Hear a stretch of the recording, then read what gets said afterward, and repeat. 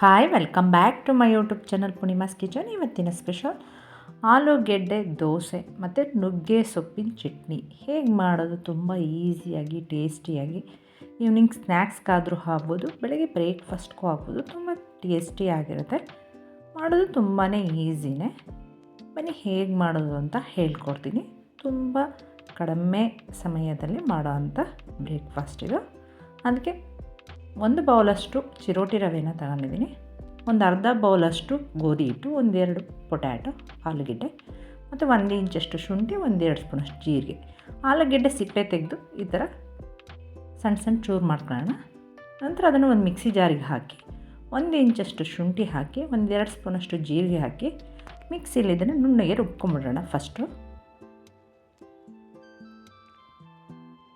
ನಂತರ ಅದಕ್ಕೆ ಮಿಕ್ಕಿದಂಥ ರವೆ, ಚಿರೋಟಿ ರವೆ 1 ಬೌಲಷ್ಟು ತಗೊಂಡ್ರೆ ಒಂದು ಅರ್ಧ ಬೌಲಷ್ಟು ಗೋಧಿ ಹಿಟ್ಟನ್ನು ಹಾಕಿ ಇದಕ್ಕೆ ಸ್ವಲ್ಪ ನೀರನ್ನು ಆ್ಯಡ್ ಮಾಡಿ ಉಪ್ಪನ್ನು ಹಾಕಿ ಇದನ್ನು ಅಷ್ಟೇ ನುಣ್ಣಗೆ ರುಬ್ಕೊಂಬಿಡೋಣ.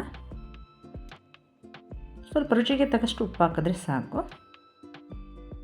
ನೀರು ಹಾಕಿ ಇದನ್ನು ಅಷ್ಟೇ ದೋಸೆ ಬ್ಯಾಟರ್ಗೆ ಯಾವುದು ಬೇಕೋ ಅದಕ್ಕೆ ರುಬ್ಕೊಂಡ್ರೆ ಸಾಕು. ಇದನ್ನು ನೋಡಿ ಈ ಅದಕ್ಕೆ ರುಬ್ಕೊಂಡು ಒಂದು ಬೌಲ್ಗೆ ಟ್ರಾನ್ಸ್ಫರ್ ಮಾಡಿ ಇಡೀ ಇದನ್ನು.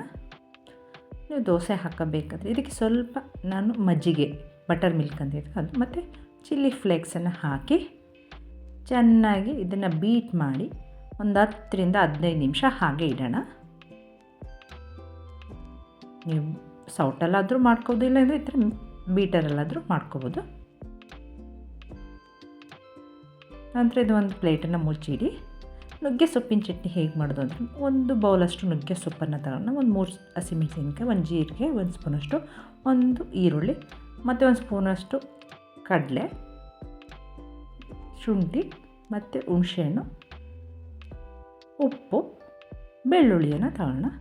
ನಂತರ ಒಂದು ಬಾಣಲಿಗೆ ಸ್ವಲ್ಪ ಎಣ್ಣೆನ ಹಾಕಿ ಈರುಳ್ಳಿ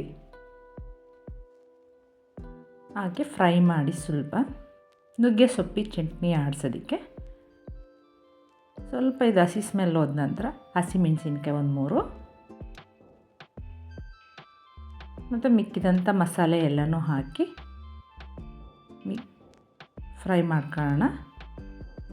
ಹುಣಸೆಹಣ್ಣು ಎಲ್ಲದನ್ನು, ಬೆಳ್ಳುಳ್ಳಿ, ಶುಂಠಿ ಎಲ್ಲದನ್ನು.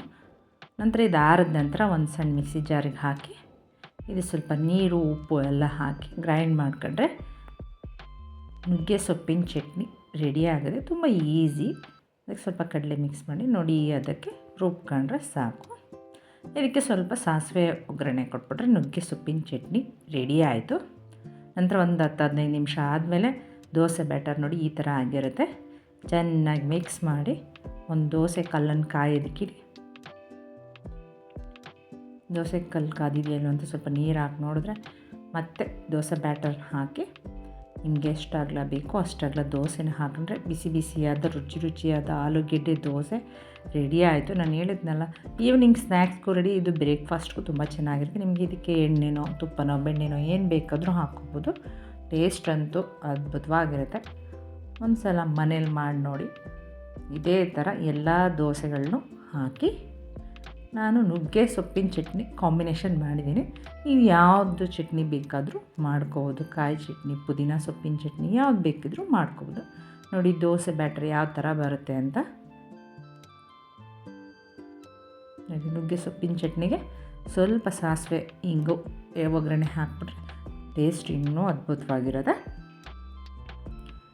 ರುಚಿಯಾದ ಬಿಸಿ ಬಿಸಿಯಾದ ಆಲೂಗೆಡ್ಡೆ ದೋಸೆ ನುಗ್ಗೆ ಸೊಪ್ಪಿನ ಚಟ್ನಿ ರೆಡಿ ಆಯಿತು. ಯಾರಿಗೆಲ್ಲ ಈ ನುಗ್ಗೆ ಸೊಪ್ಪಿನ ಚಟ್ನಿ ಆಲೂಗೆಡ್ಡೆ ದೋಸೆ ವಿಡಿಯೋ ಇಷ್ಟ ಆಯಿತು, ಲೈಕ್ ಮಾಡಿ, ಶೇರ್ ಮಾಡಿ, ಕಮೆಂಟ್ ಮಾಡಿ, ಸಬ್ಸ್ಕ್ರೈಬ್ ಆಗೋದಂತೂ ಮರಿಬೇಡಿ. Okay, bye. Thanks for watching.